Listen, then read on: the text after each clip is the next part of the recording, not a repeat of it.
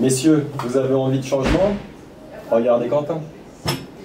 Messieurs, bonjour, bienvenue à Istanbul. Bonjour. Bonjour. Ça va? Ça va, super. Vous avez fait bon voyage? Ouais, ça va, super, Ouais. super.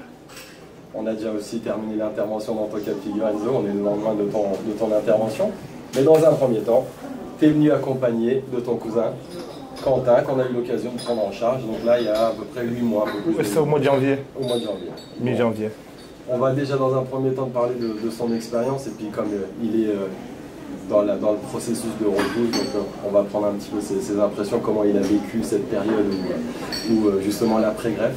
Mais dans un premier temps, comment tu avais eu l'occasion de nous connaître, Quentin, toi? Ben, j'y pensais depuis plusieurs années au vu de ma calvitie. Et sur un repas, un ami à mon père, son neveu est allé à la clinique se faire opérer. Et j'avais vu les résultats, du coup j'avais demandé les coordonnées pour y aller. Ouais, et puis donc après, comme lui, entre guillemets, il t'a recommandé, c'était pour toi un peu plus, parce que tu étais dans une, tu m'avais dit, tu cherchais un petit peu, tu savais pas trop. Ouais, c'est ça? c'était compliqué parce qu'il y avait il y avait 10 000 cliniques qui proposaient les greffes.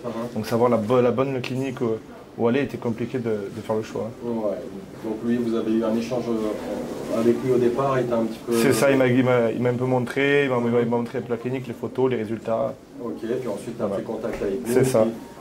Ça a enchaîné sur la prise de rendez-vous et venir sur Istanbul. Sur Istanbul. Tu étais venu tout seul? J'étais venu avec un ami à moi, au mois de janvier. Déjà. Mais tu n'avais pas réussi à convaincre Enzo? Non, j'ai servi de cobaye au début. Il a dit, vas-y, je verrai le résultat, comme j'ai fait un petit peu là. Ouais, c'est ça. Bon, bah, c'est cool. Bon, après, je pense qu'après avoir pris ses impressions, tu l'as peut-être un petit peu aussi embêté en lui disant alors c'était comment pour moi, est-ce que ça fait mal? Il m'appelait tout le temps. C'est vrai? Ouais, il m'appelait tout le temps. C'est aussi plus rassurant d'avoir quelqu'un de sa famille, parce qu'au moins tu te dis, lui il y a été, c'est un endroit sûr, on a les résultats aussi qui sont très bonne qualité. Donc, ah non, c'est sûr. Et ensuite, toi, tu as repris contact avec la même personne que Quentin, il a eu. Ouais. C'est ça, je lui avais envoyé le numéro directement, du coup je l'avais appelé, je lui avais dit mon petit cousin va t'appeler, il va prendre contact avec toi, du coup je l'avais appelé, il s'est débrouillé après. Je pense que tu avais déjà eu réponse à pas mal de tes questions. Ah oui, parfait. Ouais, c'est ça. Alors, tes impressions, comment c'est? Est-ce que c'est comme ce qu'il t'a dit? Tout pareil. Franchement, je ne m'attendais pas à ça. Mais j'étais agréablement surpris de tout le professionnalisme du personnel, etc. Et franchement, l'opération... Tu t'es laissé complètement guider. C'est ça. Toi, tu n'as rien à réfléchir ou tu n'as rien à... T'as voulu venir avec lui pour profiter un peu, visiter, voir un petit peu aussi. Ouais, c'est ça. Moi, j'ai fait la séance de PRP. Ouais, c'est cool, c'est vrai, on a fait une petite séance. Donc, à l'occasion, si dans un an, l'année prochaine, lors de ta repousse, tu viens avec quelqu'un, tu auras ta PRP, comme ça fera plaisir de te recevoir. Comment tu as vécu parce que tu vis aussi dans une période, dans une zone où il fait chaud, il y en a beaucoup qui nous disent toi également, ils nous disaient est-ce que le soleil, etc.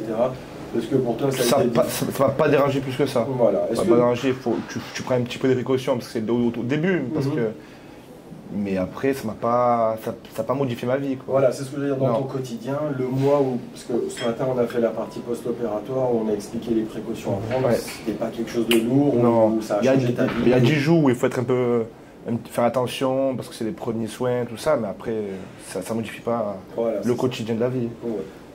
Et quand tu es rentré dans la période shock loss, on va dire, où tu as perdu tes cheveux, est-ce que tu as eu une période de doute? Mais comme on m'avait prévenu, ça a été, mais j'ai pas eu une grosse chute, ça s'est un peu éclairci.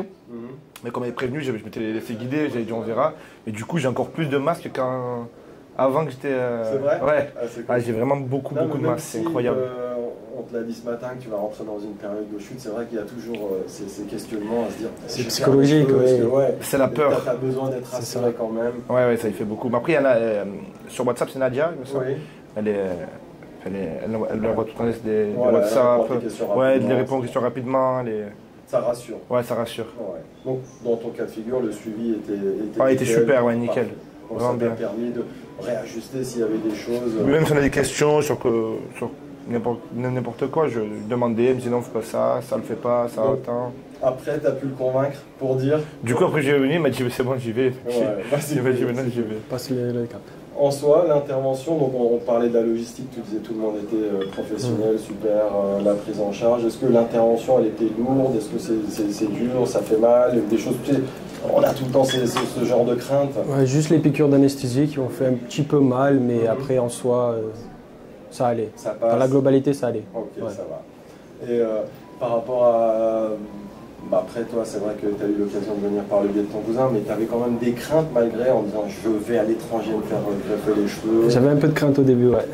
Mais l'entourage beaucoup. Hein. Ouais. Moi, où j'habite, tout le monde me disait tu vas en Turquie comme c'était. J'allais à.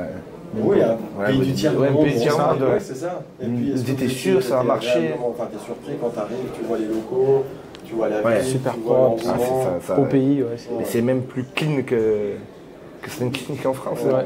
Ça me fait la force. Bon, en tout cas, c'était un plaisir de vous recevoir pour nous, de te revoir également. Voilà.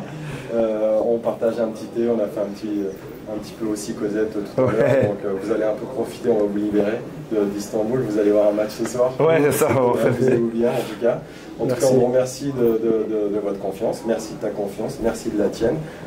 Toi, on va suivre le futur, tes résultats, on est en contact. Et puis toi, tu es la bienvenue quand tu veux. C'est gentil. Okay. Merci en tout cas les gars. Merci. Merci à toi.